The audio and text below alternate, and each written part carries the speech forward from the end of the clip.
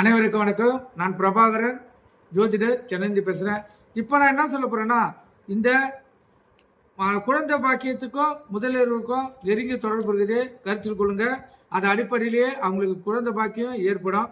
அதுக்கு முன்னாடி இந்த ஜோதிட சாஸ்திரத்தின்படி ஒரு தலைமுறை எதை குறிப்பிடுறாங்க என்பதை தான் சொல்ல போகிறேன், கருத்தில் கொள்ளுங்க. ஒரு தலைமுறை என்பது 30 வருடத்தை குறிக்கும், கருத்தில் கொள்ளுங்க. 30 வருடம் தான் ஒரு தலைமுறை. அதுக்கு அடுத்த இப்போ 60 வருடம்னா 2 தலைமுறையாக மாறும்.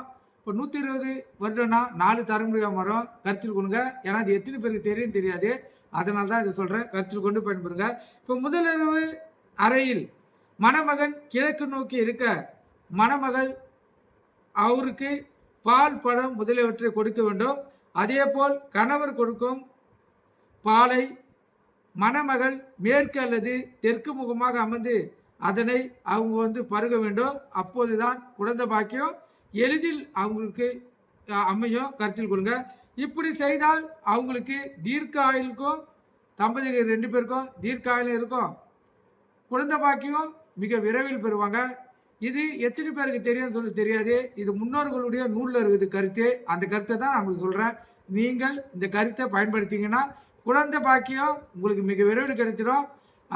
குழந்தை தடையை இதிலிருந்து நீங்கள் நீக்கலாம், கருத்தில் கொண்டு பயன்படுங்க. நன்றி, வணக்கம்.